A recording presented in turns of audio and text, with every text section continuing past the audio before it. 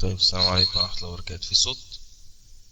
انا شخصيا لا بيهمني عدد، ولا بيهمني اي حاجة. انا المهم الشخص اللي قدامي في الغالب، يعني مش مع كل الناس. انا بالنسبة لي الموضوع مش هيفرق خالص، بس هو بقى قدر ربنا ان احنا نعمله الحوار ده على العام ده. يمكن تقريبا اول حوار مع ربك عوار. وان شاء الله نبدأ. يعني احنا اتفقنا، او هي كانت بتكلمني وقالت لي، انا قلت لها نتكلم في العصمة، قالت لي قلت لها يعني ماشي نبدأ. فاحنا ان شاء الله هنبدأ معاها كده بهدوء، ويا ريت الاخوة يخفوا التعليقات. طبعا هي مش مناظرة، حوار عادي جدا بدون وقت يعني. وان شاء الله نسمع منها. بلاش اعلانات، محدش ينزل اعلانات في الغرفة. طيب، هنبدأ يا ريت بس الاخوة يجهزوا النصوص وكده. هنبدأ كأي حوار عادي جدا. وانا شخصيا بحب ابدأ كده، ان انا هسأل الشخص اللي قدامي ايه ايمانك بالكتاب المقدس، بس عدد أصفاره كام، إيمانك في النصوص وإيه، وهكذا. اتفضلي يا أستاذة روبا، نبدأ مع بعض. و... واعتبريه دردشة، مش مناظرة ولا حتى حوار. اتفضل. طيب، شكرا لك أخ معاذ. أنا مش هطول عليك في الجواب. أنا إيماني في الكتاب المقدس إنه هو زي البايبل، يعني بالنسبة لي هو مجرد منهج ممكن إني أنا أمشي عليه حتى إني أوصل الحياة الأبدية.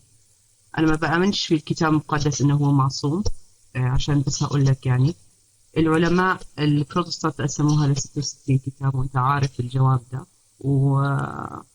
لكن ما يهمنيش أنا بالنسبة للكتاب المقدس. لو أنا عايزة إني أرجع لنص، أنا بالنسبة لي أنا ممكن أسوي مقارنات بين الترجمات والنصوص حتى إني هقدر ألاقي المعنى المطلوب اللي أنا بدور عليه. شكرا لك. معك المايك. طيب، السلام عليكم ورحمة الله وبركاته. طيب، هو احنا عموما نعرف ان الانجيليين مختلفين عن الكاثوليك والارثوذكس، ان هم بيؤمنوا بالوحي اللفظي. في حاجة دلوقتي، حضرتك اصلا مش مؤمنة بالوحي اللفظي اللي مؤمن بيه الانجيليين، وحضرتك مش مؤمنة بعصمة الكتاب المقدس. طيب، ايه عصمة الكتاب اللي حضرتك مش مؤمنة بيها؟ يعني مفهوم العصمة بالنسبة لحضرتك ايه؟ اتفضل. لا، أنا كان قصدي بمفهوم عصمة الكتاب المقدس كمثلا كما بيفهمها المسلمين، إنه لازم إنه يكون كتاب. الآية لازم تكون بالحرف والمعنى. يعني زي ما هي منزلة من الله، لازم إن هي تكون موجودة بنفس الطريقة. ولما تترجم لازم تكون بأدق الترجمات، حتى نقدر إنه إحنا نوصل. وبرضه كمان يكون حافظها الله، بحيث إنه ما يكونش في هناك إضاعة لأي نصوص، ولا إضافة أو تحريف أو نقصان أو زيادة. أعتقد إنه هذا أنت قصدك بعصمة الكتاب المقدس، وأنا أجبتك عليه إني أنا لا أؤمن بعصمة الكتاب المقدس وعصمة النصوص. معك المايك. طيب، السلام عليكم. يعني نفهم من كده يا استاذ روبا ان حضرتك مش مؤمنة زي المسيحيين بان الكتاب المقدس معصوم. لا، الكتاب المقدس مش معصوم. ممكن يبقى فيه اضافات، مثلا قصة، نصوص، آه اصحاحات مثلا. هل ده ممكن ولا مش ممكن؟ اتفضل. أؤمن أن هناك، يعني ممكن صار في إضافات حصلت في المستقبل بعد ما إنه كتبوها النصوص الأصلية، ولكن لا أؤمن إنه مثلا إصحاحات أضيفت وقصص أضيفت وإلى آخره. لكن ممكن مثلا أضيفت مثلا كلمة أسقطت ووضعت مكانها كلمة أخرى، أو بالطريقة دي يعني. ولكن إني أنا أؤمن إنه مثلا ثلاث أربع خمس إصحاحات مثلا أضيفت هيك مرة واحدة، أو مثلا كانت ممكن إني أؤمن مثلا إنه كان مثلا كتاب 42 إصحاح، أو مثلا خلينا نحكي هو ما كانش فيه إصحاحات، وما كانش أصلا في الأصل أي شيء يسمى أعداد حتى أو إصحاحات، هي أضيفت لاحقا طبعا. لكن ممكن إني أنا أؤمن إنه في هناك بعض النصوص الضائعة اللي إحنا بندور عليها لحد الآن، وده مش غلط يعني. معك المايك. طيب، هو بغض النظر، النقطة اللي انا كنت بتكلم فيها، بغض النظر ايه اللي حضرتك مؤمنة بيه وهل هو صحيح ولا لا؟ ما هو حضرتك بتقولي مفيش اصحاحات اتضافت، والله علماء المسيحية بيقولوا فيه، والكتاب المقدس بيشهد بذلك ويؤكد على ذلك. يعني الإصحاح 21 من إنجيل يوحنا إضافة. ليه؟ لأن هو مختوم، الإنجيل كله مختوم في الإصحاح 20، العدد من 29 لحد 31 أو 30 تقريبا لو حد ينزله. وبعد كده اتضاف الإصحاح 21 قصة المرأة الزانية، مش موجودة في كل المخطوطات القديمة قبل القرن الخامس، ظهرت في المخطوطة بيزا في القرن الخامس بس. المخطوطة السينائية والفاتيكانية والسكندرية والبردية 66، كل البرديات والمخطوطات لإنجيل يوحنا مش موجود فيها قصة المرأة الزانية، ومع ذلك هي موجودة الآن. بيشهد لذلك كتب العلماء المسيحيين مش احنا. مثلا زي ترجمة الآباء اليسوعيين في مدخل إنجيل يوحنا صفحة 286 وغيرها من المراجع المسيحية. والأب متى المسكين بيؤكد إن الآباء كانوا بيحذفوا القصة من المخطوطات بمزاجهم عشان شايفينها بتشيع الزنا. يبقى إذا كان في شيء موجود واتحذف، أو كان في شيء مش موجود واتضاف. الكلام ده كله موجود في الكتاب المقدس باعتراف مخطوطات وعلماء الكتاب المقدس، علماء ومفسري الكتاب المقدس اللي إلى الآن ممكن منهم ناس عايشة. متى المسكين لسه مات بقاله 3 سنين أو 4 سنين تقريبا. ومخطوطات الكتاب المقدس، المخطوطات موجودة على الانترنت، ممكن اي شخص يروح يطلع عليها لو بيعرف يوناني او يوديها لحد بيعرف يوناني. مخطوطة السكندرية مش ما فيهاش قصة المرأة الزانية، مخطوطة السينائية ما فيهاش قصة المرأة الزانية، المخطوطة الفاتيكانية السينائية البردية 66، كل المخطوطات بتاعت انجيل يوحنا قبل القرن الخامس، قبل مخطوطة بيزا، ما كانش فيها قصة المرأة الزانية، ومع ذلك موجودة الى الان. يبقى اذا كان في شيء ما كانش موجود وحصل، في شيء استجد في الكتاب المقدس، كان في شيء ما كانش موجود وبقى موجود. وهو ده التحريف اللي حضرتك ما وافقتيش عليه. لو حد ينزل الانجيل يوحنا الاصحاح 20، انجيل يوحنا الاصحاح 20 العدد 29، نفتح مع بعض كده انجيل يوحنا. في آخر إنجيل يوحنا 29 قال لا يسوع أنك رأيتني ثم آمنت، طوبى للذين آمنوا ولم يروا. وآيات أخرى صنعها يسوع لم تكتب في هذا الكتاب، أو آيات أخرى كثيرة صنع يسوع قدام التلاميذ لم تكتب في هذا الكتاب، وأما هذه فقد كتبت لتؤمنوا أن يسوع المسيح هو ابن الله ولكي تكون لكم حياة إذا آمنتم. أي إنسان سمعني دلوقتي يفتكر إن كده الإنجيل اتقفل وإن كده الإنجيل خلص.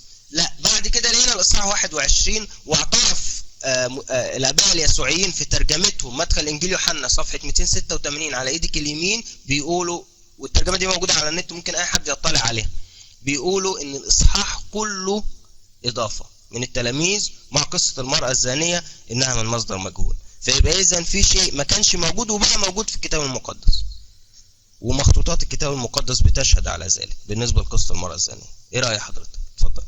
ممتاز جدا على فكرة أخ معاذ، أنا بحيي البحث اللي أنت بتعمله في الكتاب المقدس بصراحة. لكن أنا يعني بس حابة أذكرك وقدام جميع الناس اللي قاعدين يسمعوني إنه أنا كتبت لك على الخاص قبل ما نبدأ الحوار إنه أنا معرفتي مش كبيرة جدا في عصمة الكتاب المقدس، بس ممكن أختبر نفسي معاك. فأنا بصراحة بعمل الحوار ده مش عشان أنا أثبت لك إنه أنا طريقتي صحيحة أو لا، أو يعني أو عشان أقول يعني أثبت لك إنه أنا صح، لكن بس عشان إنه أنا أختبر برضو نفسي في المعلومات خاصة في عصمة الكتاب المقدس، لأنه أنا مش يعني قرأت بعض الكتب ولكن مش خبيرة في هذا الموضوع. بالنسبة لموضوع يوحنا، لازم أنت تعرف إنه في فرق بين النصوص العهد القديم والعهد الجديد والأناجيل الأربعة وإزاي وصلتنا وإلى آخره. وأنت كدارس في موضوع النقد النصي أنت تعرف تماما إنه أصلا إنجيل يوحنا ما فيش ولا نسخة فيه في اللغة العبرية أو الآرامية اللي يتكلم فيها المسيح، لكن هو أصلا الكتاب كتب باللغة اليونانية، وذلك بسبب إنه عايز إنه هو يرد على هرطقة الغنوصية. فالكتاب نفسه كتب حتى يرد على هذه الهرطقة وحتى يثبت ألوهية المسيح، وأنت عارف الكلام ده مظبوط. لذلك حتلاقي إنه الكتاب هناك بقي إنجيل يوحنا أيضا بعد حتى القرن الرابع والخامس لأنه الجنوصية انتشرت وبقيت منتشرة إلى تقريبا الجزء السادس أو السابع. يعني حتى على وقت رسول الإسلام كانت موجودة الجنوصية. وكانوا الجنوصية بيقولوا إنه المسيح هو ليس الله. وكانوا زي ما أنت عارف إنه بيقولوا إنه المسيح هو لم يتجسد بصورة الناسوت، ولكنه أيضا ولم يصلب، زي ما بيقولوا برضو الأحمدية الآن. يعني الأحمدية اللي بيقول لك إنه هو صلب ولكنه كان مغيب كما يقال، أنا قصدي في الموضوع. فإذا هو أصلا كتاب يوحنا كتب بهاي الطريقة، وحتلاقي برضو فيها نصوص أيضا مكتوبة بلهجة اليونانية. وأنا أدي لك بعض النصوص أيضا ممكن أنك أنت تستخدمها في المستقبل في برضو مناظراتك وحواراتك، لأنه أصلا الكتاب لم يكتب بثقافة ولغة الآرامية، ولكنه كتب باللغة اليونانية وهو معروف أصلا. لا ما هو هقول لك ليه إيه دخل اللغة بالإصحاح الكامل. لأنه بصراحة لما كتب الكتاب، لو أنه هو فعلا في الكتاب في اللغة العبرية هتلاقي حتى أسلوب الكتابة مختلف تماما. لكن هلا بالنسبة لموضوع القصة هاي بالضبط، أنا بقول لك أنا ما عنديش المعرفة الكافية في هذا الموضوع. أنت بتقول لي إنه كل إصحاح يوحنا 20 إنه هو يضيف، ولكن أنا على فكرة أشك بذلك، أو 21 أنا أشك بذلك، وأنا حابة إني أرجع للنص هذا بالذات وأشوفه وأرجع لك. يعني ما فيها عيب إنه الإنسان يعرف يقول إنه لا أعلم أو إني أنا ما أعرفش، لكن لكن أنا حابة إني أنا أرجع لهذا النص وأقرأ وأشوف ليه هو أضيف لاحقا وما هو السبب. لكن ما تنسى يا معاذ إنه الأشخاص اللي حطوا الكتاب المقدس مش أي إنسان جاء وكتب الكتاب وقام حطه وأضاف وشال زي ما هو، زي ما أنت يعني أنت عارف إنه ده الكتاب المقدس في جامعات لحد الآن تدرس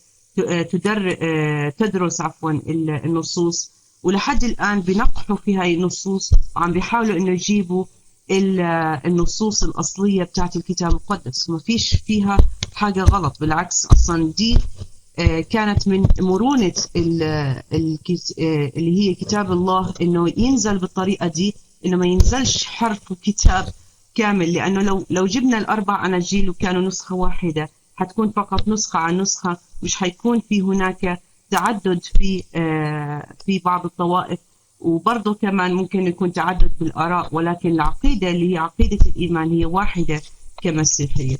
أعتقد أني أنا أجبتك على السؤال. معك المايك. طيب في صوت؟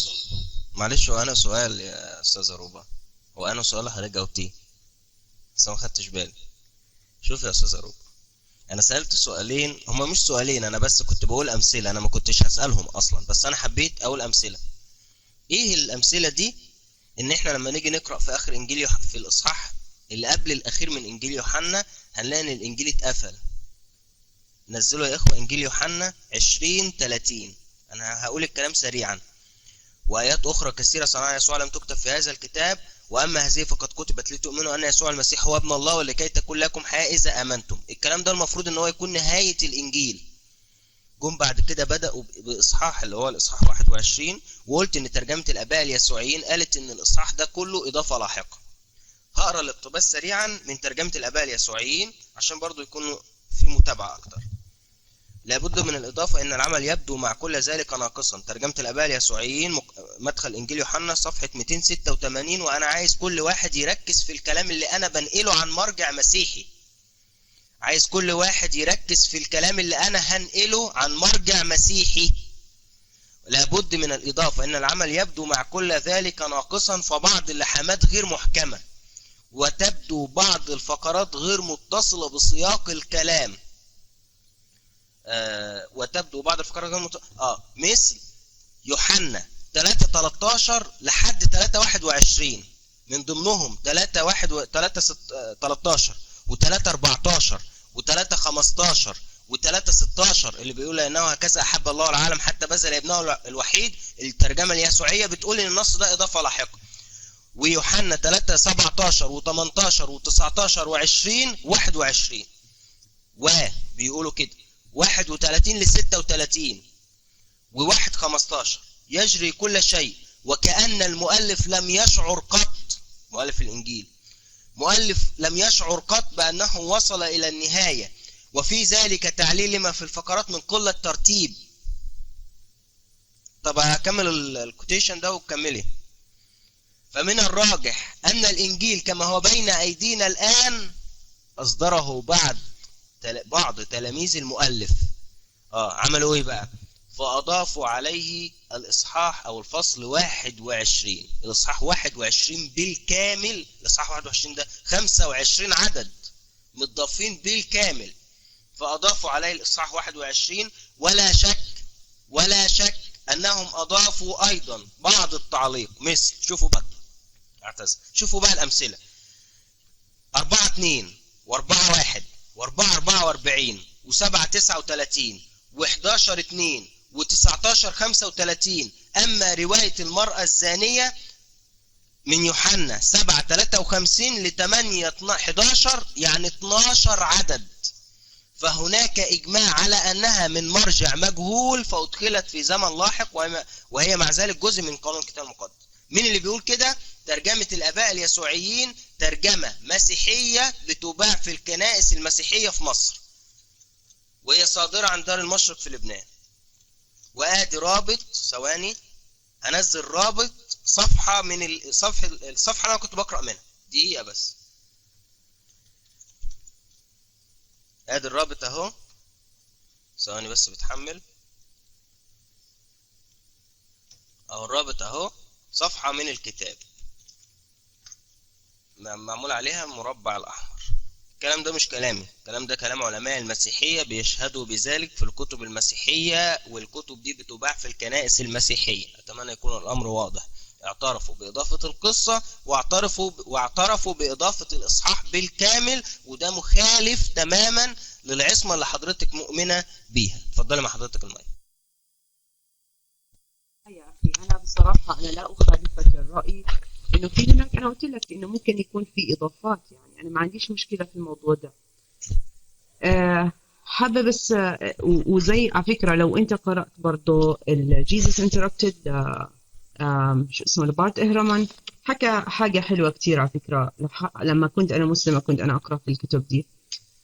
قال إنه نعم هناك في تغيير في النصوص كثيرة، ولكن بمعنى أنا بترجمة من الإنجليزي للعربي إنه هذا لا ينفي إيمان المسيحيين في موضوع عصمة الكتاب المقدس، أو في بمعنى إنه في تغيير حياة الشخص من الأسوأ إلى الأحسن. وأنت عارف الكلام ده حكى أصلا اللي قاله بارت إهرمان. بالنسبة لي أنا أصلا أنا قلت لك إن أنا مش بآمن في كتب في عصمة الكتاب المقدس، وأنا بقول لك إنه في حاجات كتير، بس برضو يا معاذ برضو كمان إحنا نعيد الفضل لبعض العلماء اللي حكوا، اللي كانوا الأونست، وكانوا يعني أمينين في إعطاء الكلام كامل في موضوع النصوص. يعني هناك أيضا مسيحيين كثيرين قالوا في هذا الكلام، وإحنا نعطي فضل كبير لهدول الناس. يعني ليه؟ لأنه هم عايزين يقولوا إنه الكتاب المقدس أصلا لما كتب لم يكتب فقط حتى بس نحفظه كلام يعني زي ما هو كده، يعني مفروض إنه يكون برضه زي ما حكيت لك منهج حياة، صح؟ الشيء الثاني، أنا مش إنجيلية عشان هقول لك إنه الكتاب المقدس هو لازم يكون فقط المعنى، يعني الحرف يقتل والروح تحيي وإلى آخره. أنا قلت لك لو أنا عايزة إني أرجع لنص معين عشان أعرف معنى معين لهذا النص، أنا بقارن بين الترجمات والنصوص حتى أوصل إلى العقيدة الموجودة أو العقيدة اللي في الكتاب المقدس. ومن خلال دراستي لهذه الترجمات ومقارنتها وجدت إنه العقيدة توحيدية، تؤمن أن الله واحد، تؤمن أن المسيح انصلب على فكرة، وتؤمن أنه قام، وأنه من خلال يعني تبعية أو اتباع يعني اتباع المسيح وتعاليمه يقدر يوصل الإنسان لكلام الحق. هذا ما أؤمن فيه فعلا. ليه؟ لأنه أنا رجعت ودرست، يعني أنا مش مجرد إنه بس مجرد إنه شخص يعني بيقول وبعيد الكلام اللي بيتقال في الكنايس إنه الكتاب مش محرف وإلى آخره. الشيء الأخير بس اللي عايزة أقوله يا معاذ، في موضوع أنت كناقد مسلم، أنت أخذت مثلا كتب إهرمان وكتب الناس التانيين اللي بيعملوا نقد النصي بتاع الكتاب المقدس، وعايز أنك أنت تثبت أنه بما أنه الكتاب المقدس هو محرف فإذا هو لا ينفع أو لا يصلح بأن يكون منهج حياة، ولا أن يغير الأشخاص هؤلاء إلى أشخاص آخرين أفضل، وبالتالي طبعا بإيمانهم أنهم يوصلوا إلى الجنة أو إلى ملكوت السماوات. ده نقد طبعا مسلم، إشي طبيعي إنه الإنسان يقول هذا الكلام، معلش. فاللي عايزة بدي أقوله إنه بلاش إنه إحنا نطلع، لو إحنا عايزين يعني نرجع للكتاب المقدس بلاش نطلع عليه من نظرة إسلامية تقول إنه خلص بما إنه القرآن هو نزل كلمة وحرف ولازم يكون يعني بالطريقة دي، وإذا ما كانش بالطريقة دي يبقى محرف، وإذا كان كلمة أو حرف مختلفة دي معناها إنه هو محرف.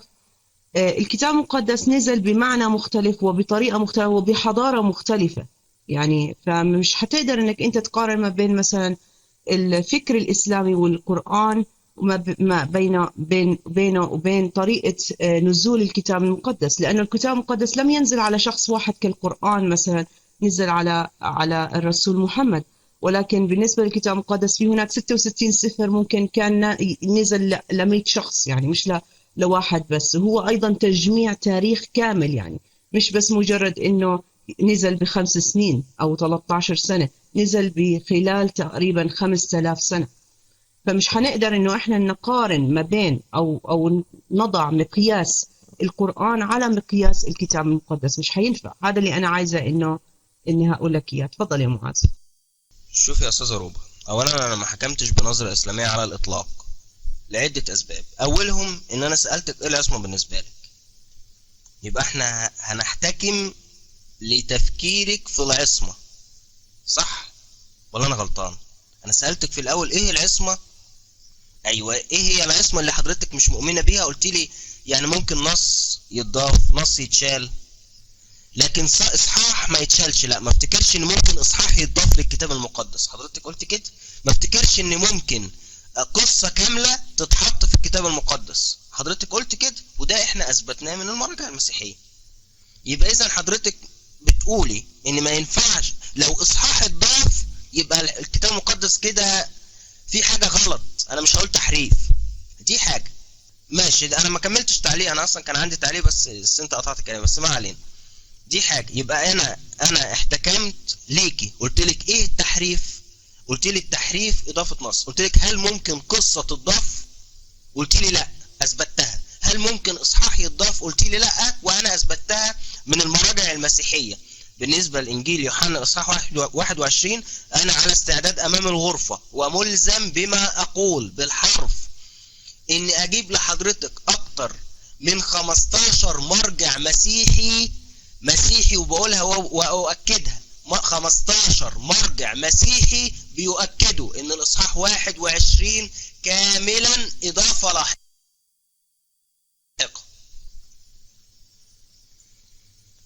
خلاص، انا ما بتكلمش في نص، انا بتكلم في اصحاح. حضرتك قلت ما ينفعش اصحاح كامل يتضاف، اصحاح كامل. حضرتك اعترضت وقلت ما ينفعش اصحاح كامل يتضاف، وانا اثبت. قصه كامله قلت لا ما ينفعش، قلت وانا اثبتت ده، دي حاجه. خلاص، فحضرتك بتقولي نظره اسلاميه، انا ما جبتش. انا بقول لحضرتك انا ما بجيبش. انا لما بتكلم هنا في الغرفه او في القناه او في اي مكان انا بتكلم فيه، ما دام بتكلم مع مسيحي اتكلم معاه من الكتاب المقدس وتفاسير الكتاب المقدس واباء الكنيسه اللي هم الاولين بتوع الكنيسه اللي هم بتوع الكتاب المقدس ومخطوطات الكتاب المقدس. لا بجيب قرآن ولا بجيب من السنه ولا بجيب رأي واحد مسلم حتى لو بيتكلم بدليل. ما دام بتكلم مع مسيحي هجيب له مرجع مسيحي. فانا نظرتي للكتاب او حواري مع المسيحي في الكتاب المقدس فقط من خلال المراجع المسيحية. اثبتنا ان في اصحاح كامل اتضاف في انجيل يوحنا اصحاح 21، واثبتنا ان في قصة كاملة في انجيل يوحنا، قصة المرأة الزانية اللي موجودة من يوحنا 7:53 ل 8:11. قصة المرأة الزانية 12 عدد، والاصحاح 21 25 عدد، غير الاعداد التانية. خلاص، دي حاجة. الحاجة التانية، يعني انا عايز اسمع تعليقه برضو. ننقل في نقطة تانية، هل ممكن ان الكتاب اللي مع حضرتك يكون مصدره مجهول؟ يعني ما تعرفيش مثلا مين كاتب انجيل متى، ما تعرفيش مثلا مين كاتب انجيل مرقس، انجيل لوقا، انجيل يوحنا. هل ده ممكن، ولا ده ممكن يبقى واحد مجهول كتبه؟ اتفضل. طيب أنا حابب بس هقول لك بالنسبة لموضوع قصة المرأة الزانية، أنا لازم أرجع للمرجع عشان أفهم إذا هو فعلا أضيف هذا كما تقول أم لا، ولماذا أضيف وما هي أسباب إضافته. بالنسبة ليوحنا 3:16 بتقول لأنه هكذا أحب الله العالم، أنا أعرف إنه مش هو ده النص اللي انضاف. أنا بعرف إنه النص اللي كان قبله اللي بيقول لك إنه لازم الإنسان إنه يولد ثانية. المولود، لحظة شوي، عم بحاول إني ألاقي نص. اللي هو يوحنا 3:3 بيقول أجاب يسوع وقال له الحق الحق أقول لك إن كان أحد لا يولد من فوق لا يقدر أن يرى ملكوت الله. وقال له نيقوديموس كيف يمكن الإنسان أن يولد وهو شيخ؟ لعله يقدر أن يدخل بطن أمه ثانية ويولد. أصلا النص ده كتب أصلا باليوناني ولم يكتب بالعبراني أو بالأرامي. والدليل على ذلك إنه لما قال ثانية ومن فوق هي نفس الكلمة، نفس الكلمة. يعني بمعنى آخر لما أنت بدك تيجي تقول مثلا أعطيني كلمة ممكن تعطي معنيين، مثلا تعطيني مثلا كلمة مثلا بالعربي أو بالإنجليزي ممكن تعطي مثلا معنيين. عين، إزاي يعني عين؟ مثلا عين، أوكي، جاسوس، عين ما، أوكي. مثلا رب ممكن أسهل شوي. رب ممكن اللي هو الله الذي يعبد، وممكن برضو رب البيت أي أنه هو المسؤول عن البيت. عارف إزاي؟ نفس الشيء كمان هنا كلمة من فوق، وأيضا كلمة ثانية هي نفس الكلمة، يعني تعطي نفس تعطي معنيين في اليونانية وقد وضعت. لذلك سأل نيقوديموس سؤال كيف يمكن أن يولد الإنسان ثانية؟ هل يمكن أنه هو ينزل إلى بطن أمه وينولد ثاني وإلى آخره؟ فاتضح أنه ممكن كان المسيح يتكلم مع نيقوديموس باللغة اليونانية، وسألوا العلماء أنه كيف يمكن أنه المسيح يتكلم مع نيقوديموس باللغة اليونانية وهو أصلا أرامي، ونيقوديموس كان من أحد يعني كان رئيس اليهود. يعني يعني إيش كانت الضرورة أنهم الاثنين يهودي يتكلموا باللغة اليونانية؟ طبعا هناك بعض العلماء قالوا إنه هذا النص أضيف، وذلك بسبب إنه كان يوحنا لما كتبها كان عايز إنه يوضح العقيدة المسيحية أو اللاهوت المسيحي للرومان وللمتفلسفين اللي قالوا في العقيدة اللي طلعوا الهرطقة الجنوصية. هذا اللي أنا ممكن أنا أجاوبك عليه الآن. تقول لي هل ممكن لإنسان أن يكون أنه يؤمن بكتاب غير معروف من كاتبه؟ أنا أقول لك يا معاذ أنه الناس اللي عملوا هذا الكتاب أو خلينا نحكي مثلا متى، بتقول لي أنه مش معروف مين هو اللي كاتبه. مش معقول يعني العلماء اللي جابوا الكتاب ده، وأصلا اللي لما كتب إنجيل متى وسلموه لأساقفة الكنيسة وإلى كهنة الكنيسة وما زال إلى حد الآن موجود، ما بنقدر احنا نحكي انه لا هو مش معروف، لانه حتى لو مش مكتوب عليه اسم الكاتب ولكن سلم من الاصل من هذا الشخص، فاحنا نعرف انه ده الكتاب لمتى. مثلا معاذ، مثلا انت رحت كتبت مثلا كتاب ما كتبتش عليه اسمك، بس راح معاذ اعطى الكتاب ده لميمو، وبعدين ميمو سلمني اياه وقال لي ميمو ده من معاذ، فأنا أصدق ميمو إنه هو حكى لي إنه هو، لأنه ميمو معروف عنه إنه هو شخص مثلا أمين ويقدر إنه يتكلم بالصدق. ولما أنا إجيت وأخذت الكتاب ده عرفت إنه هو من معاذ، لأنه ميمو قال لي إنه هو من معاذ. فبالتالي إنه الكتب، في كتب كثيرة إحنا ما نعرفش مين اللي كاتبها لأنه مش مكتوب مين اللي كاتبها، بس من خلال التواتر لما سلمونا إياها عرفنا، لأنه الأشخاص هذول اللي تسلموا هذا الكتاب كانوا بأمانة يحفظوا هاي الكتب وكانوا معروف عنهم. نعم بالتواتر. معك المايك.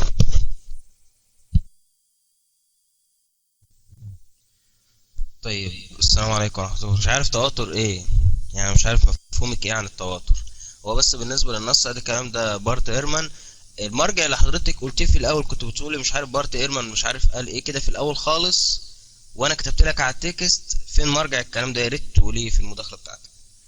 دي حاجة. طيب هو انت بتقول انا هرجع للمرجع اشوف هم ليه اتضاف النص. هي مشكلتي انا كمسلم مع الكتاب المقدس مش ليه اتضاف.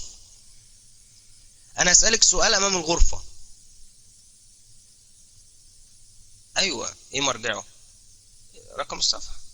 ماشي، صفحة كام؟ لو كتاب عندنا يعني صفحة كام؟ احنا عايزين الصفحة، يبقى قولي على المايك. مش معاك الكتاب الآن. طيب خير. هو الإخوة بيقولوا إن الكلام ده مش صح ومش موجود في الكتاب، بس ما علينا يعني. قبل ما أنسى، طيب كنا بنتكلم في إيه يا إخوة؟ بالنسبة للتواتر أنا مش عارف إيه مفهومك عن التواتر. يعني إيه تواتر؟ مش عارف، يا ريت توضحي. مشكلة إنجيل متى بكل بساطة إن آباء الكنيسة كانوا بيقولوا إن إنجيل متى مكتوب بالعبري. جميل. كل آباء الكنيسة بالإجماع قالوا إن إنجيل متى اتكتب بالعبري. تمام؟ طيب العلماء دلوقتي لما جم درسوا إنجيل متى ولغته بيقولوا إن إنجيل متى اللي معانا الآن مكتوب باليونانية وغير مترجم. يعني كل آباء الكنيسة بيقولوا إن متى العشار كتب إنجيل باللغة العبرية. يا ريت الإخوة يكتبوا السطرين دول على التكست. كل آباء الكنيسة بيقولوا إن متى كتب إنجيل باللغة العبرية، لكن كل علماء المسيحية الآن بيقولوا إن إنجيل متى اللي معانا الآن مكتوب باليونانية وغير مترجم من لغة أخرى، يعني مش مترجم. يبقى النتيجة بتاعت ده إيه؟ دي حاجة. الحاجة التانية، أنت بتقولي أنا معرفش المعلومة دي.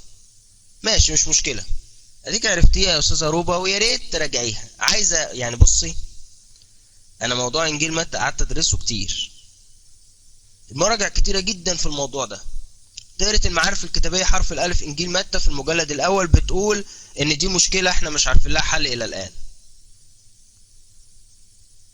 هنتكلم في انجيل يوحنا لو عايزه نعمل حوار في انجيل يوحنا، بس ما علينا خلاص. بس النقطه دي، ده انجيل متى باختصار. دي حاجه. الحاجه الثانيه ان انجيل متى، اي حد ممكن يجي يسمعني يقول لي انت بتقول انجيل متى اسمه متى. لا، الاسم ده اتضاف عليه في القرن الثاني باعتراف كل المسيحيين بكل الطوائف. يعني كلمة انجيل متى اتحطت على الانجيل في القرن الثاني.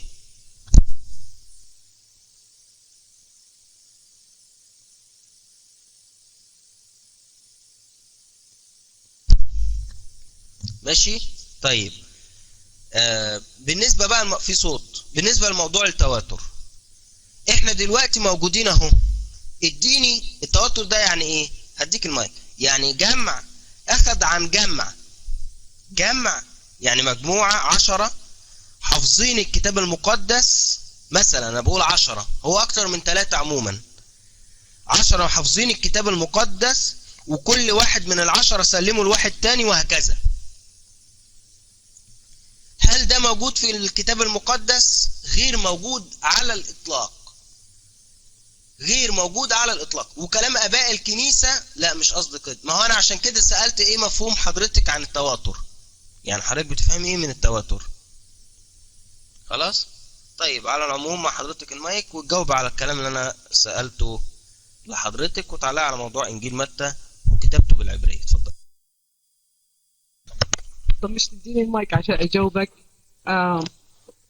أوكي ماشي الحال. بالنسبة لموضوع متى، أنا اللي قرأته كتاب واحد فقط عن إنجيل متى من إنسان هو ليبرالي زي بارت إهرمان، اسمه باول إنوخ. أنا أديك الكتاب، اسمه تطور الإنجيل لباول إنوخ. قرأته تقريبا بشهر بشهر 1 أو 2 السنة الماضية، أو سنة 2009. واللي اداني إياه يا مزلزل هو نفسه جورج حداد اللي سألتني عنه، هو اداني الكتاب ده. موضوع تطور الإنجيل، أوكي، مزلزل الأرانب أنا قصدي. اللي الكتاب بيقول ما قالش إنه هو أصلا مكتوب باللغة اليونانية، لكن الكتاب ده فيه أصلا كلمات كثيرة عبرية استخدمها باول إنوخ في كتابه، وقال إنه في بعض الكلمات ترجمت بالإنجليزي بالطريقة الغلط. وموجود أصلا كتاب، يا ريت تلاقوه، هو موجود، أنا قرأته في الأردن، فاحتمال يكون في مصر يعني برضه، اسمه تطور الإنجيل في باول إنوخ. إذا كان باول إنوخ قدر إنه يحصل على كلمات عبرية ويتكلم عن النصوص العبرية، فكيف أنت بتقولي إنه أصلا كتاب مش موجود في إنه الكتاب مش موجود في العبري، وإنه هو فقط في اللغة اليونانية؟ هذا اللي أنا عايزة أسأله. يا ريت ترجع للكتاب ده وتشوفه، لأنه أصلا باول إنوخ بيستخدم اللغة العبرية في هذا الموضوع. نعم، إنجيل متى، أيوة، لا إنجيل متى هو أصلا بسميه تطور الإنجيل، لأنه يقول باول إنوخ نظريته إنه أول كتاب كتب مش مرقس ولكنه متى، وحاول إنه يثبت إنه هو أول كتاب كتب. وعلى فكرة هو مش مسيحي، أعتقد من اسمه ممكن تقول إنه هو يهودي، أو ممكن يكون كمان ليبرالي. وقال إنه في بعض الكلمات الكثيرة اللي حطوها برضه في الكتاب، إنه في هناك كلمات أضيفت وحذفت وموجود في هذا الكتاب. هو الكتاب شوي بضيع، لأنه أنا قرأته مترجم للغة العربية، لو إنه عندي إياه بالإنجليزي بيكون كتير أفضل أنا بالنسبة لي، لأنه بفهم أحسن بالإنجليزي. الكتاب بالعربي شوية ما عجبنيش الترجمة بتاعته اللي ترجمها للعربي، بس موجود، أنا متأكدة إنه موجود. الكتاب اسمه Gospel Evolution for Paul Enoch. This is هذا الاسم بتاعه. فأنا أخذ بكلامه كباحث وكعالم. ممكن هقول أنا قلت لك أخ معاذ إنه أنا مش بآمن أصلا بعصمة الكتاب المقدس. الشيء الثاني بالنسبة لموضوع التواتر، أنا مش قصدي إنه يكون من مجموعة إلى مجموعة إلى آخره. أنا قصدي إنه الأربع أناجيل اللي كتبت متى ومرقس لوقا يوحنا ممكن يكونوا 5، ممكن يكونوا 10 أصلا. لحد الآن لقوا تقريبا 26 إنجيل. طبعا كتبوها طبعا من مهرطقين مختلفين أيضا، ومن المسيحية وغير المسيحية وإلى آخره، ما علينا، ده مش موضوعنا. لكن اللي عايزة أقوله إنه الكتاب ده سلم من التلميذ إلى المسيحيين، وبعدين منه عملوا نسخ، ومنه كمان احتفظوا في هاي النسخة، وما عملوش منها نسخ وضلت، وبعدين اكتشفت لاحقا. فممكن إنه يصير كده، يعني ما فيش يعني فممكن عشان كده نلاقي إنه في عدة نسخ مختلفة عن النسخة الأصلية، لأنه في ناس كان عن طريق السمع يكتبوا هاي الأشياء، وفي منهم لا احتفظوا وعملوا النسخة بالضبط زي ما هي موجودة. ده اللي أنا بقول لك عليه. ولكن ارجع لكتاب باول إنوخ، وده بيثبت لك إنه أصلا كتاب كتب باللغة العبرية الآرامية وليس باللغة اليونانية. ويا ريت ترجع لهذا الكتاب، لأنه الكتاب أصلا هو بيستخدم يعني كلمات عبرية في هذا الكتاب. معك المايك.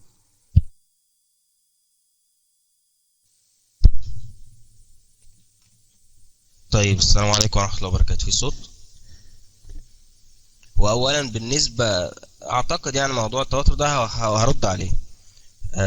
بالنسبة لموضوع إنجيل متى كتب الأول أو كده، والله مش هتفرق، بس غالب العلماء بيقولوا إن إنجيل مرقس هو اللي اتكتب الأول لأن هو أصغر الأناجيل، وبعد كده نقل منه متى ولوقا، وبعد كده يوحنا اتكتب في آخر القرن الأول. طيب حضرتك بتقولي والله إحنا ممكن نشوف دليله، أنا ما عنديش مشكلة يعني، نشوف الأدلة بتاعته وماله، نشوف الأدلة بتاعته. لكن أعتقد أي إنسان طبيعي يعني بيفهم في دراسة الكتاب المقدس ويفهم الموضوع المشكلة الإزائية، يلاقي إن إنجيل مرقس أول إنجيل فعلا اتكتب، وبعد كده نقل منه متى ولوقا. طيب خلينا بس نروح للنقطة المهمة بتاعت التواتر دي. أنت بتقول إن التلاميذ أخدوا من تلاميذ، يعني مثلا تلميذ المسيح مثلا متى أو يوحنا كتب إنجيل، تلاميذهم نقلوا. اسمعي يا أستاذة روبا، المعلومة دي يمكن أول مرة تعرفيها. إنجيل متى المفروض كتب سنة كام؟ إنجيل متى المفروض اتكتب تقريبا سنة كام؟ ها؟ تقريبا من 45 ل60، ما علينا يعني، هو مش دقيق، والعلماء بيقولوا ان هو مكتوب سنة من 70 ل80، بس ما علينا 50. طب كويس. ايه رأي حضرتك ان اول واحد اتكلم عن انجيل متى هو بابيس؟ ها؟ اول واحد اتكلم عن انجيل متى هو بابيس سنة 130 ميلاديا. فرق كام؟ هناخد بال60. لا، الكلام ده موجود في مقدمة انجيل متى في ترجمة الاباء اليسوعيين، وموجود في تفسير تدرس، موجود في كل التفاسير المسيحية تقريبا. ده كلام معروف، مفيش حد قبل كده اتكلم عن انجيل متى ولا كان يعرف انجيل ولا يعرف حاجة اسمها انجيل متى اصلا. المسافة دي كلها، والمفروض متى مات قبل كده بكتير، قبل 130، ومحدش ذكر الانجيل. هو ده التواتر اللي حضرتك مؤمنة بيه الفترة دي كلها. انا شخصيا لا اؤمن بكتاب يقطع سنده يوم واحد، ما اضمنوش. لو يوم واحد ما اعرفش تاريخه انا ما اضمنوش. يوم، مش سنة ولا 2 ولا 3 ولا 70 سنة. شوفي ده فرق 70 سنة تقريبا، انا ما اضمنوش. دي حاجة تانية. انجيل يوحنا، انجيل يوحنا مكتوب سنة كام تقريبا؟ انجيل يوحنا مكتوب تقريبا سنة كام؟ تقريبا 90 ل 100، يعني اخر القرن الاول، من 90 ل 100. طيب جميل. المفروض ان يوحنا هو الكاتب. مين يوحنا؟ ما هو الحرق والاضطهاد وعصر الشهداء اللي كانوا عايشين فيه ده بيؤكد ويسهل تحريف الكتاب المقدس. ليه؟ لان الكتاب المقدس كان بيتحرق اي وقت، والكلام ده ذكره يوسابيوس. على فكره انا بتكلم والله من الذاكره، فيا ريت لو قلت اي شيء غلط تسامحوني، بس ان شاء الله ما فيش حاجه غلط في المراجع بالذات. الكلام ده ذكره يوسابيوس القيصري صفحه 303، ان الرهبان كانوا بيتقتلوا وكانت الكتب اللي معاهم بتتحرق وهم بيتحرقوا. لما الكتب المقدسه كانت تتحرق، والكلام ده بيؤكده ابو التاريخ الكنسي يوسابيوس القيصري في كتاب تاريخ الكنيسة صفحة 253 على ايدك الشمال فوق اول الصفحة 353، ترجمة القمص مرقس داوود بيقول الكلام ده. وده واحد كان عايش في القرن الرابع. لما يقول ان الكتب كانت بتحرق، يعني في قلة في الكتب، واللي معاه الكتب احنا ما نعرفوش. يعني الفترة دي المسيحيين كانوا بيتقتلوا فيهم. يا ريت الجميع يركز في الكلام اللي انا هقوله دلوقتي. الفترة دي حوالي 100 سنة تقريبا، او هو عصر الشهداء كان لحد 313. هناخد مثلا 50 سنة، من 50 ل 100 او من 100 ل 150 مثلا. كان اللي معاه كتاب مقدس كان بيقتل، واحنا ما نعرفش الاشخاص اللي كانوا عايشين في الفترة دي، وما نعرفش الكتاب كان مع مين، وما نعرفش مين اللي كان بيحافظ عليه، والله اعلم ضاف ولا ما ضافش، احنا ما نضمنش. فبالتالي ما نقدرش نثق في كتاب زي ده. دي الحاجة التانية بقى قبل ما انزل عشان موضوع انجيل يوحنا يكون بالمرة. انجيل يوحنا المفروض كتبه يوحنا تلميذ المسيح، يوحنا الحبيب. يوحنا ده ليه تلاميذ زي مين؟ زي شخص اسمه القديس بوليكاربوس. بوليكاربوس اللي المفروض ان هو تلميذ يوحنا، اللي هو كان المفروض تلميذ يوحنا، ما استشهدش بانجيل يوحنا، ولا اتكلم على انجيل يوحنا، ولا كان يعرف انجيل يوحنا. يعني انا ليا تلميذ مثلا، تلميذي لم يستشهد بكتابي ولم يتكلم اني انا كتبت اصلا حاجه اسمها انجيل يوحنا. تخيلي بقى تلميذ يوحنا وما كانش يعرف انجيل يوحنا. هو ده التواتر؟ هل هو ده التواتر؟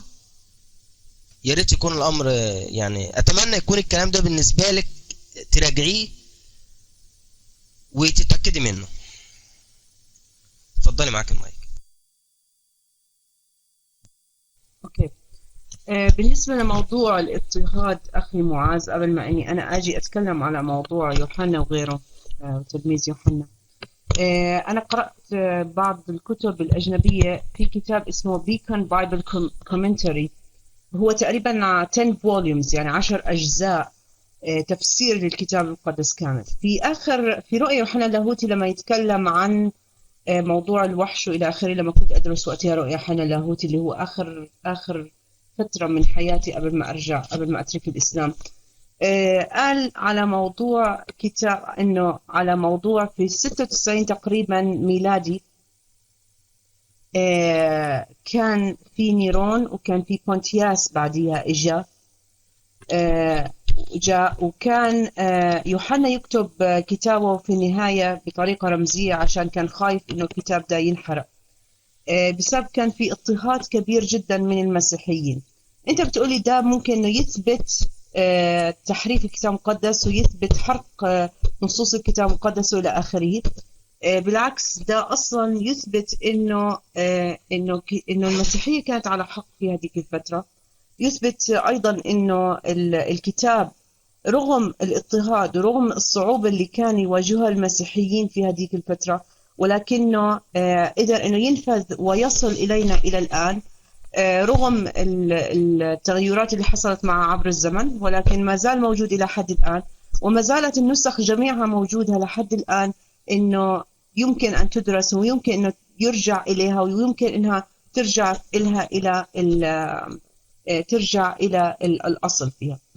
يا ريت بس تسمحوا لي أقول هاي الكلمة وما تزعلوش مني فيها. أنا مش هتكلم طبعا بطريقة سلبية أو شيء زي هيك. الكل يعرف انه ايضا لما حرقت نسخ القرآن، ما حدش يقدر يرجع الان الى النسخ حتى لو كانت محرفة في القرآن، وده كان لحد الان يعني صعب جدا انه نعرف هل هو فعلا، يعني انه في هناك اختلاف في القراءات وفي بعض الكلمات المختلفة. ايضا لما انا درست التجويد، ورش مختلف عن حفص، هتلاقي انه ممكن يكون في هناك كلمة او كلمتين حتى لو كانت نفس المعنى ولكن في اختلاف. طب ليه ما نرجع الى النصوص الاصلية؟ لكن في الكتاب المقدس نستطيع بكل جراءة انه نرجع الى الكتاب المقدس ونرجع ونضعه تحت التجريح وتحت الدراسة ومعرفة ايضا ان كانت هذه النصوص حقيقية ام لا. ومش معقول، يعني مش معقول أيضا إنه علماء كبار ولحد الآن يتكلموا عن كتاب مقدس، إنه ممكن مثلا إنه يقول لك لازم يكون في هناك أمانة في الدرس والطرح. ومعروفة أيضا، معروف أيضا إنه أكثر ناس أمينين في طرح المعلومة دون أي تعصب ديني هم الأجانب في جامعاتهم. يقدروا يقولوا لك إنه هذا النص مضاف أو هذا النص محذوف إلى آخره، لأنه لا يوجد هناك أي رقابة دينية على هذا الموضوع. الشيء الثاني، لما كنا نتكلم عن التواتر، أنت بتقولي إنه كان موضوع إنه ما كانش يعرف إنه في إنجيل اسمه يوحنا وإلى آخره. أصلا الإنجيل ما كانش فيه أصلا أسماء متى ومرقس لوقا ويوحنا، وأنت تعرف هذا الكلام في أول التاريخ. ليه؟ لأنه كانوا يقولوا إنه هم يكرزوا بالإنجيل، ما كانوش يقول لك إنه إحنا بنكرز بإنجيل يوحنا أو نكرز بإنجيل متى. حتى بولس لما إجا وتكلم قال هل أنا لبولس أم لأبولس؟ يعني أنت ليه بتقول عن نفسك إنك أنت تابع بولس أو تابع أبولس أو تابع متى أو مرقس أو لوقا. مفروض أنت تتبع الإنجيل اللي هو معناه البشارة السارة، أن يكرزوا بالملكوت، أن يكرزوا بالحياة. هذا هو معنى هذا هو معنى الإنجيل. فبالتالي إنه يكون هناك إنجيل واحد أو 4 أناجيل مش حتفرق إذا كانت العقيدة هي واحدة، وإذا كانت هي الخبر السار الذي يغير حياة الإنسان من حزن وشقاوة ومن تعاسة إلى حياة. هذا هو أصلا ال ال يعني الكور أو الأساس في كرازة المسيحية. رغم أنه الآن أصبحت المسيحية ليست كما هي كانت في السابق، وأنا أعترف في هذا الموضوع أن هناك طوائف كثيرة، هناك في تمزقات كثيرة يعني إلى آخره، ولكن نرجع إلى قانون الإيمان الأساسي. إيمان، وما فيش إشي اسمه أصلا دين مسيحي. أنا بقول لك أنا ما زلت مسلمة وأفتخر إني أنا مسلمة، وأوراقي ما زالت مسلمة إلى حد الآن.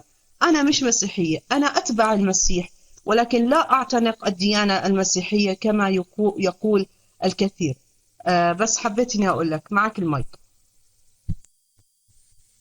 طيب السلام عليكم. انا مش عارف، هي طالعه موضه الايام دي اي حد نكلمه نقول له انت مسيحي او بتدين بدين المسيحيه، يقول لك المسيحيه مش دين، المسيحيه حياه.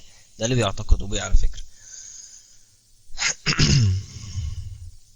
طيب انت حضرتك ما وضحتيش برضو موضوع التواتر. جبنا لك ان اباء الكنيسه اللي كانوا تلاميذ الرسل ما كانوش يعرفوا حاجه عن انجيل متى، عن انجيل يوحنا اعتذر. بوليكاربوس تلميذ يوحنا لم يذكر انجيل يوحنا ولم يتكلم عنه. حضرتك اجبتيني وانا ما سمعتش بصراحه، مع ان انا قاعد مركز معاك. انجيل يوحنا،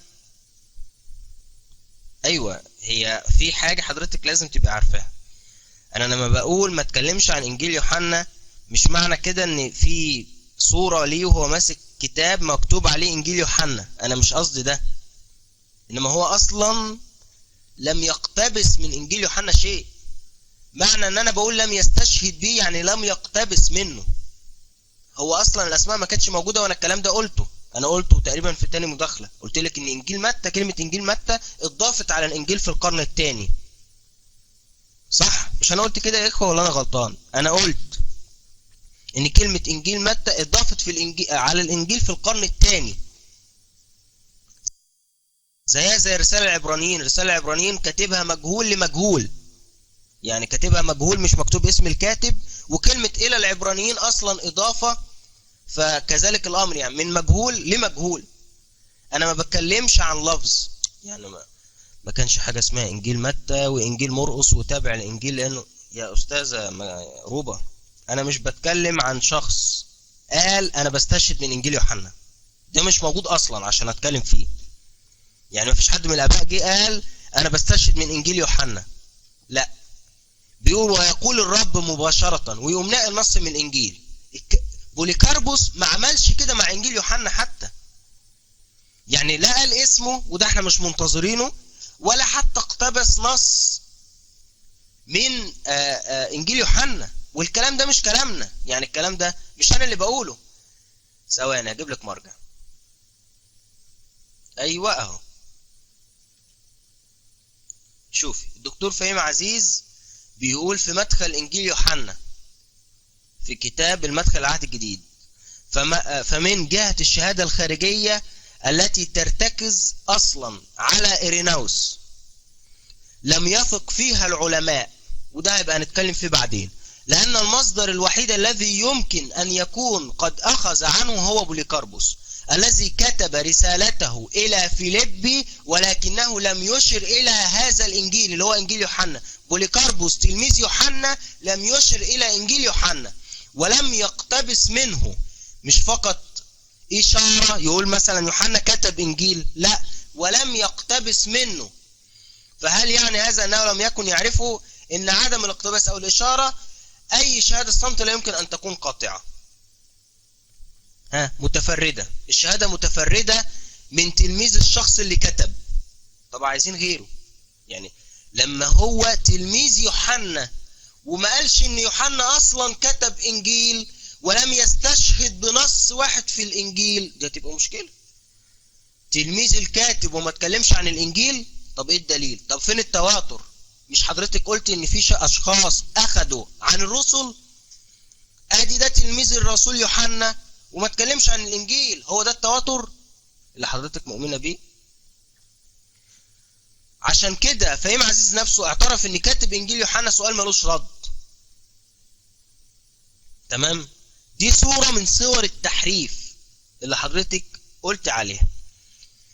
اتكلمنا عن الاصحاح الاخير من انجيل يوحنا واثبتنا من المراجع المسيحية ان الاصحاح اضافة.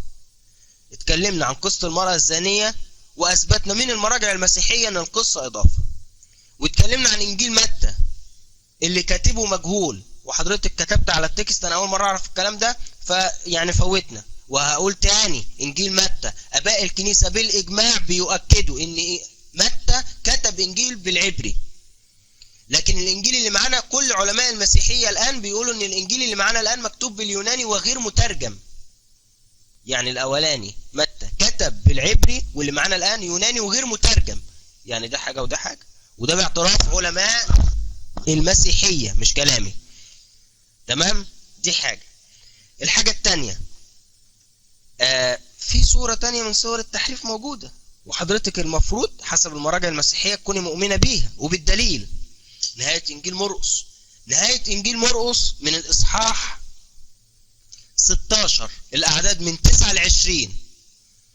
نزلوا يا اخوة النصوص دي، مرقس 16 من 9 ل 20، والنص الخطير جدا اللي الى الان المسيحيين بيستشهدوا بيه. يوحنا 16:15 وقال لهم اذهبوا الى العالم اجمع واكرزوا بالانجيل الخليقة كلها. من 9 الى 20 كله اضافة لاحقة. تفسير الاب متى المسكين صفحة 631 بيقول الاتي. حد يفكرني بس باول اقتباس.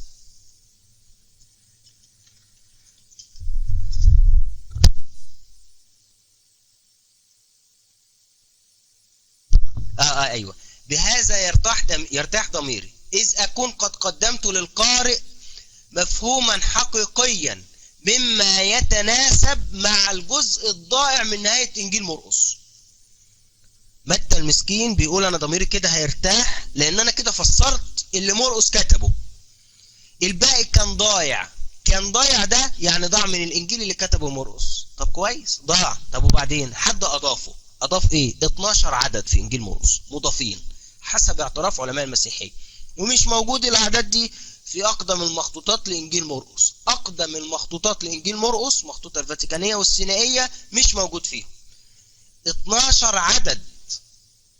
علماء المسيحية بيقولوا انهم اضافة لاحقة، حد اتحذف او اتحرقوا او راحوا في اي حتة، وحد بعد كده جه اضافهم. 12 عدد ده موجود في الكتاب المقدس.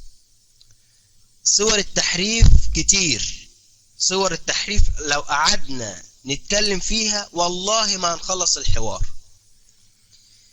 اديك شايفه.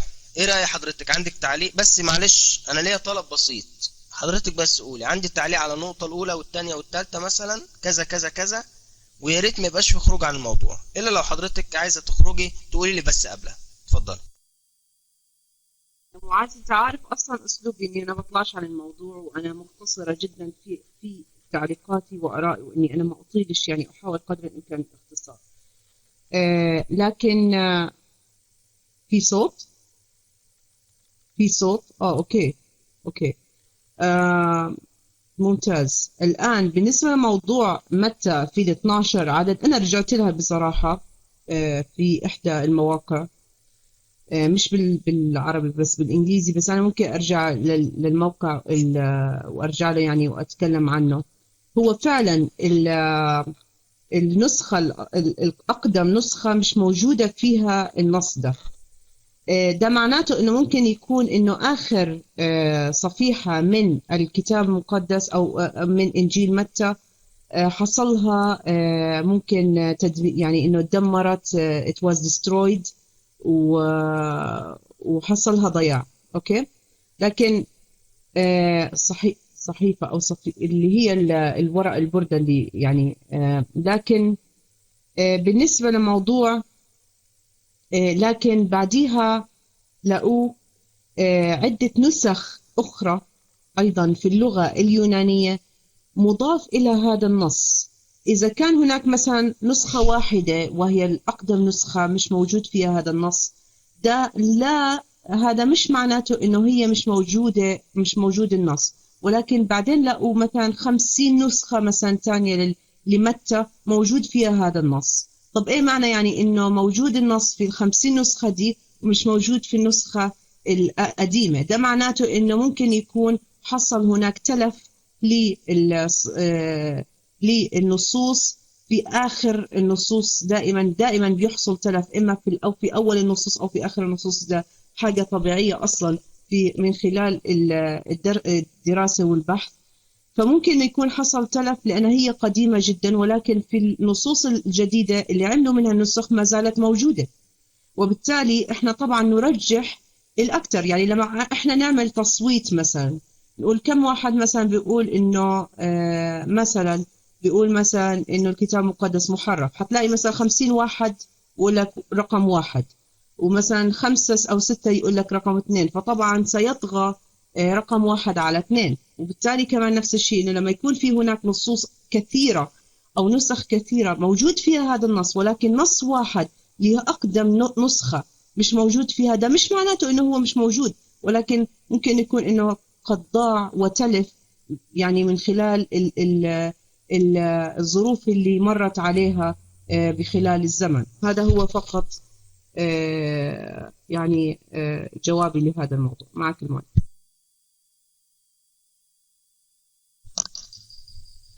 طيب، السلام عليكم ورحمة الله وبركاته. أنا مش عارف الكلام اللي حضرتك بتقوليه ده بتقوليه على أساس إيه؟ يعني هل ناتج عن شيء أنت درستيه ولا لأ؟ بس هي برضو مشكلتي يا جماعة، أنا مش بتكلم الكتاب المقدس اتحرف أقول اتحرف ليه. أنا دي مش مشكلتي. المواقع الأجنبية مش مرجع. المواقع عموما أنا بالنسبة لي مش مرجع. أنا ما بعتبرش الموقع بالنسبة لي مرجع إلا لو كان من جهة رسمية. ومش شرط كلام موجود في موقع جهة رسمية مثلا أو جهة مثلا معهد دراسي أو كده يبقى كلام صح. يعني ده مش شرط، بس ما علينا. احنا بنتعامل مع الكتاب المقدس، في حاجات اتضافت في خلاص يبقى كده لا، ما فيش مشكلة عادي. انا قلت لك من الاول دي دردشة، وانا والله بتكلم قدامي ورقة وانا بكتب الكلام اللي انت بتقوليه وبس. يعني مفيش حاجة قدامي الا كتب عادية يا دوب ساعة لما قرأت الاقتباس بس. فاحنا بنتكلم مش ليه التحريف حصل، لا، احنا بنتكلم ان في تحريف. يا جماعة في تحريف، في قصة المرأة الزانية ضافت ده تحريف. طيب اصحاح الاخير من انجيل يوحنا ضاف اعتراف علماء المسيحية، في تحريف. اخر انجيل مرقس 12 عدد اتضافوا، اتضاف باعتراف علماء المسيحية. مش كلامي ده كلام علماء المسيحية، والمراجع انا قلتها في الاول، ونزلت صورة الاباء اليسوعيين اللي انا قرأت منها كمان اقتباس كبير شوية. خلاص.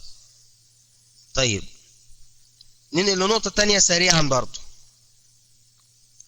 بيقولوا ان رسالة بطرس الثانية اللي موجودة في الكتاب المقدس واللي المسيحيين الان مؤمنين بيها، واللي اثناسيوس الرسول حطها ضمن قائمة الاسفار القانونية، ما كانش معترف بيها لحد كان في الكنيسة السريانية في القرن السادس.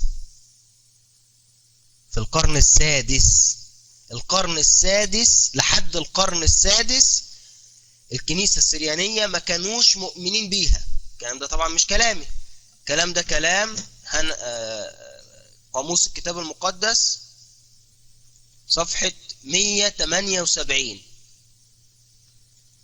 بيقولوا ثم المرجع ده مرجع مسيحي بيتباع في المكتبات من قاموس الكتاب المقدس معروف يعني. المهم، ثم يقولون أن الكنيسة الأولى في بعض أجزاء العالم القديمة لم تكن متثبتة متحققة من جهة كاتب هذه الأسفار.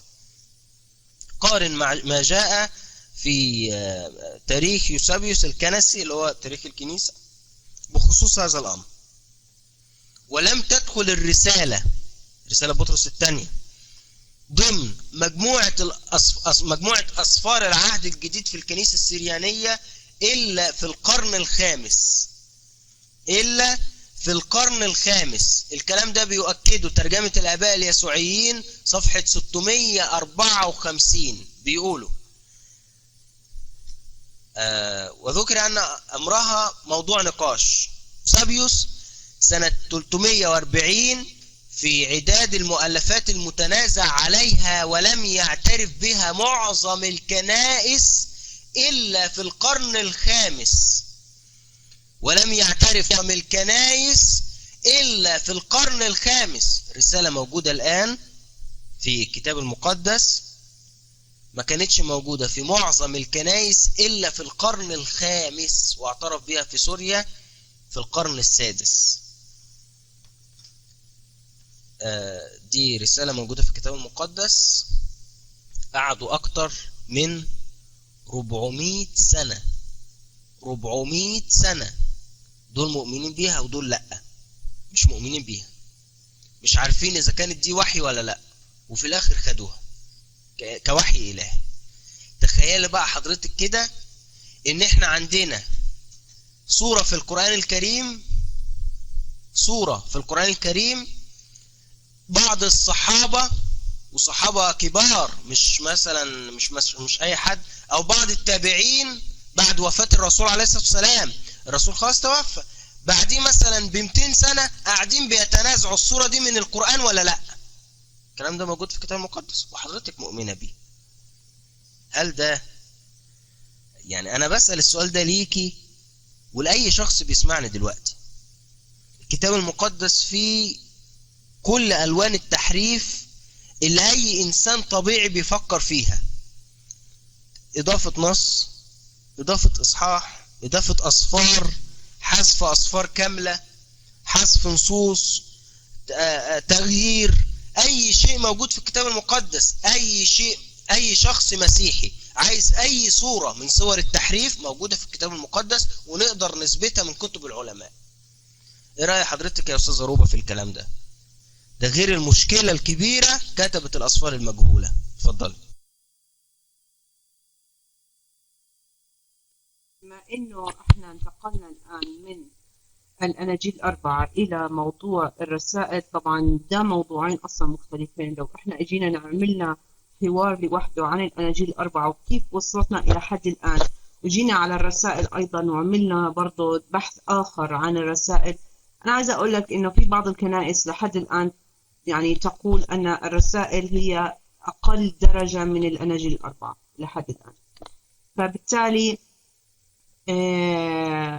فبالتالي هتلاقي إنه من الأناجيل الرسائل برضو حيكون فيها أيضا كما كان في الأناجيل.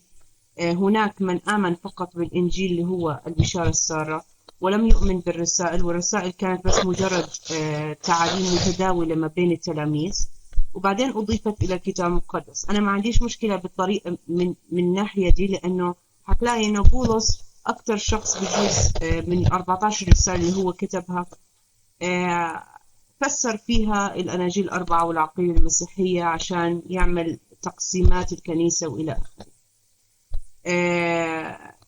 لا، ما هو في برضه كمان نزاع، في هناك نقاش بالنسبة لموضوع العبرانيين وإلى آخره.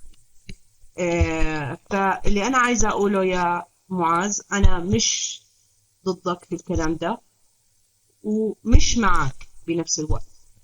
يعني أنت إذا عايز إنك أنت تقول لي ده كتاب أصلا، أنا جي ال 14 رسالة هم أصلا مش من الكتاب المقدس، وإن هم أضيفوا لاحقا، وإن هناك في نصوص حذفت وأضيفت إلى آخره، فأنا معك في هذا الموضوع. إذا أنت عايز تقول لي إنه هو مش من الكتاب المقدس وهو أصلا من الكتاب المقدس، أو يعني إنك عايز تقول لي إنه هو أيضا كمان من الكتاب المقدس، أنا برضو معك في هذا الموضوع.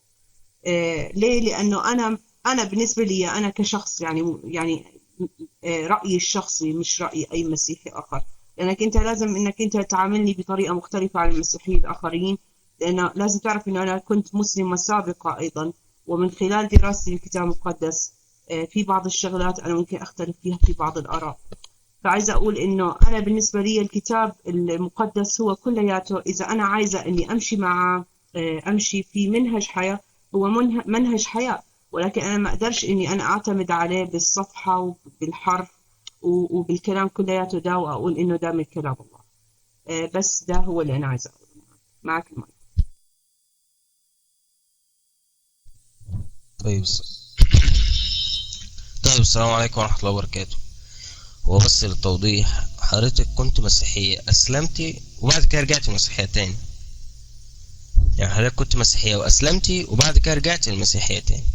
طيب انت حضرتك بتقولي بولس فسر الأناجيل. فسر الأناجيل ازاي؟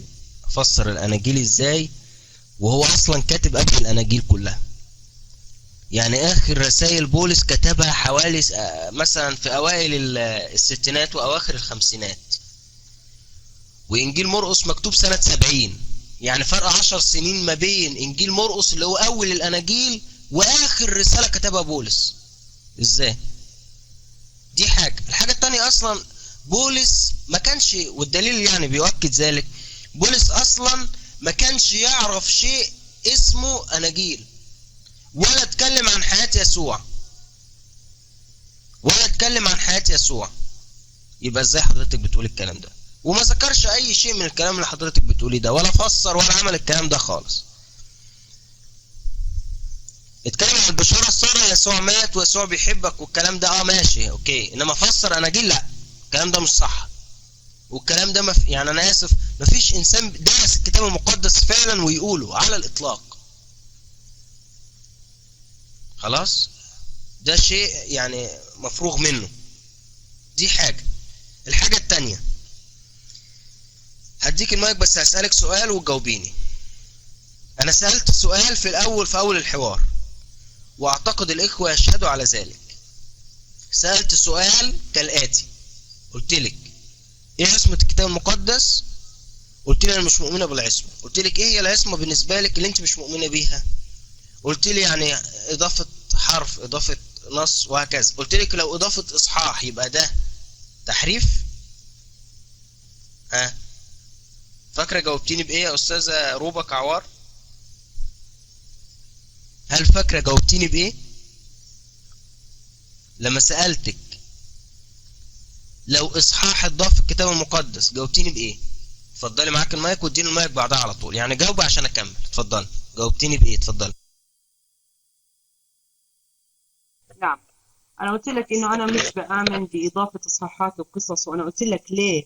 لأنه بعديها أنا جبتك في هذا الموضوع، قلت لك إنه لو كان في مثلا نسخة واحدة مش موجود فيه النص ده، وبعدين لقوا مثلا 50 نسخة تانية موجود فيه النص ده، فإحنا نستخدم طبعا اللي هو الأكثرية على الأقلية، فنضيف هذا النص. هذا اللي أنا قلت لك إياه في بعديها. عشان هيك أنا أثبت لك هنا إنه أنا بآمن إنه لا يمكن أن يكون مثلا إصحاحات كاملة مثلا أضيفت بعديها، إلا إذا كان في هناك سبب فعلا وجيه إنه يقول لك إنه هو فعلا أضيف هاي الإصحاحات لأن هي كانت موجودة، واكتشفوا إنه هاي الإصحاحات أصلا كانت موجودة، ولكن حصلها مثلا تلف أو نقص بسبب إنه مثلا الزمن اللي مر عليها. هذا اللي كان أنا قصدي.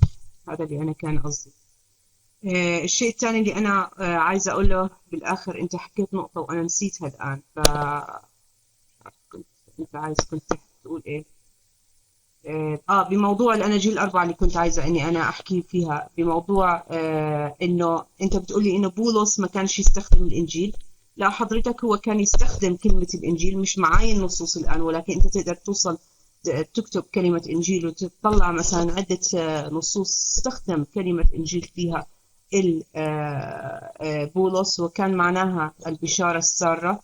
وما كانش يعرف إنه في إنجيل، لا كان يعرف إنه في إنجيل، لأنه بقول لك إنه هو تسلمها من الآباء. مش موجود معاي النص برضو، كمان بلاقي لك إياه. وإحنا بنعرف أصلا أكثرنا إنه الكنائس مثلا عندك مثلا إنجيل متى كتب لليهود، إنجيل مرقس مثلا لقوا مثلا متقمصته الآن، بيقولوا إنه هو كنيسة الأرثوذكسية القبطية هي أصلها أيضا تسلمت كتاب مرقس أيضا من القديس مرقس، وبعدها كانت الكنائس مثل الكنائس الأرثوذكسية. عندك مثلا كنائس السريانية بقول لك إنه هي كانت أصلا أظن إنجيل لوقا أو إنجيل لوقا، وكان مع بولس، مش متذكرة مظبوط المعلومات بالضبط يعني. ويوحنا كان ردا على الهرطقات الجنوصية وإلى آخره. فأنت تعرف إنه الأناجيل الأربعة هي لم تكتب فقط ككتاب هو يعني بس مجرد لله، ولكن أيضا كانت هي رد لبعض الفرق اللي تنقض أو تحاول أنها تدمر العقيدة المسيحية. وكان لابد أن يكتب عن المسيح وعن تعاليم المسيح وعن لاهوت المسيح، حتى في الآخر إنه يستخدموها للبشارة السارة وللإنجيل. ده معك المايك. طيب السلام عليكم. السلام عليكم ورحمة الله وبركاته. طيب بص يا أستاذ روبا، هو بس في بعض النقاط أنت طرحتها قبل كده، كنت بتتكلم عن موضوع عدد المخطوطات أو عدد النسخ. الكلام ده كله مش هيفيد، المهم الأقدم. فأنا عندي مخطوطة قديمة أنا هاخد بيها، مش هاخد بمخطوطة مثلا أو كتاب مكتوب مثلا من 200 سنة ولا 100 سنة وقال ما هو موجود هنا وموجود هنا وموجود هنا، وكلهم ما يرجعش تاريخه مثلا لحد القرن العاشر وقول يبقى القصة حقيقية. لا، أنا بشوف الأقدم. خلاص، دي حاجة. الحاجة التانية، انت قلتي واللي انا كنت مديك المايك عشانه موضوع اضافة اصحاح. انت قلتي لا مفيش اضافة اصحاح. طب ما احنا اثبتنا ده. احنا اثبتنا ده.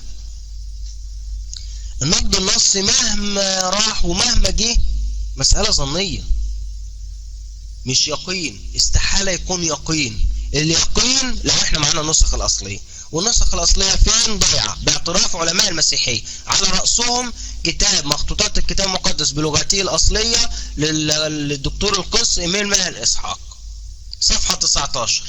لا توجد بين ايدينا الان اي نسخة من النسخة التي كتبت بخط يد اي كاتب صفر من العهد القديم او الجديد. مفيش. النسخة الاصلية ضايعة. النقد النصي مجرد ظن مش اكتر، ظن. مفيش عالم نقد نص يقدر يقول ان ده شيء يقين، استحالة. ماشي.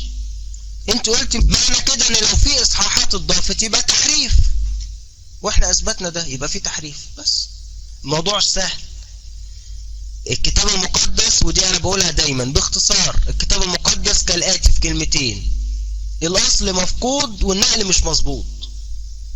التحريف كان على ودنه. اي حد عايز يحرف اي حاجة بيعملها، واللي عايز يعمل اي شيء بيعمله، مفيش اي مشكلة، عادي جدا.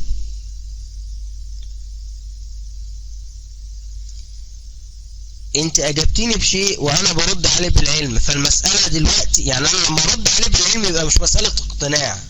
مسألة اقتناع لما انت تقولي لي على حاجة وانا اسكت.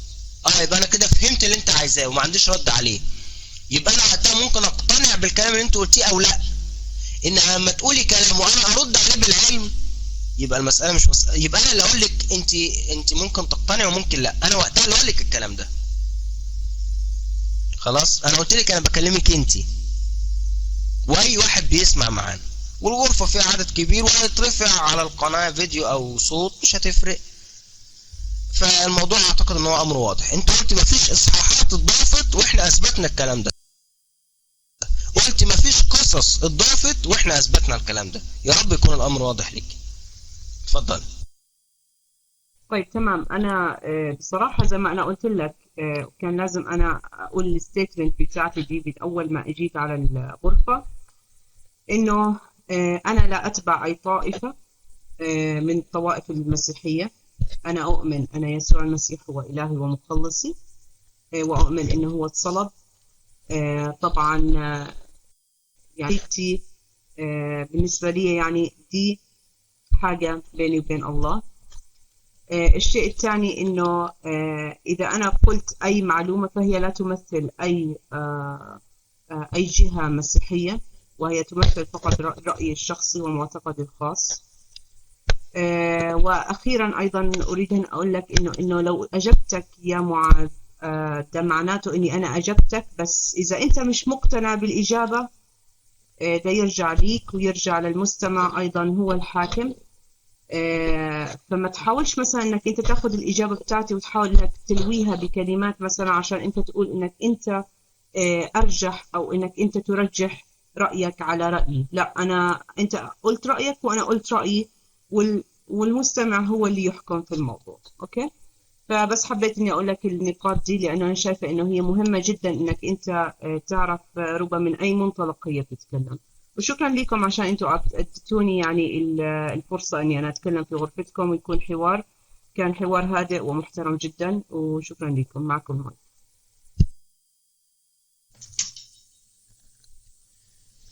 طيب، السلام عليكم ورحمة الله وبركاته. احنا قبل ما تمشي طبعا، يعني انت اكيد مش هتخرج على طول، انا عارف. آه ميمو كان عايز المايك تقريبا. بس انا قبل برضو ما تمشي في حاجة. ما انا كنت هقول الموضوع ده. في حاجة برضو الامر لازم يكون واضح. يعني اولا انا مش برجح ولا بفرض. انا قلت لك 1+1 =2، صح؟ جبت لك الواحد وجبت لك الواحد تاني، يبقى النتيجة 2.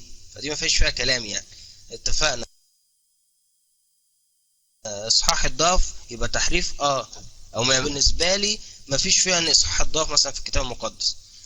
اثبتنا ده، فالموضوع كده للمستمع، انا مش هتكلم حد. خلاص. دي حاجة، وكلامنا كله من المراجع المسيحية.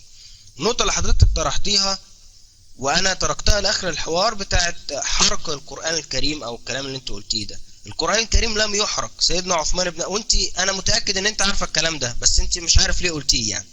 سيدنا عثمان بن عفان لما لقى ان البعض بيكتب على الهوامش في المصحف بتاعه تعليقات منه، فخاف ان المسلمين بعد كده ياخدوها كأنها من القرآن، فجاب كل المصاحف دي وحرقها، ووحد المصحف وقال هو ده، ونسخ لكل مكان نسخة على اساس يبقوا عارفين كلهم ان هو ده المصحف اللي موجود، وهو ده المصحف كاملا. الصحابة اغلبهم كانوا حافظين القرآن كاملا، لانهم كانوا اهل العرب، كانوا بيحفظوا سريعا. الصحابة كلهم كانوا حافظين القرآن. محدش اتهم سيدنا عثمان بتغيير او تبديل او اي شيء زي ده. ممكن مفيش مشكلة، بس طبعا الاخوة عايزين الحوار. احنا كده خلصنا حوار عصمة الكتاب المقدس. وشكرا لحضرتك على الحوار الطيب ده، وربنا يهدينا ويهديك، واخر دعوانا الحمد لله رب العالمين.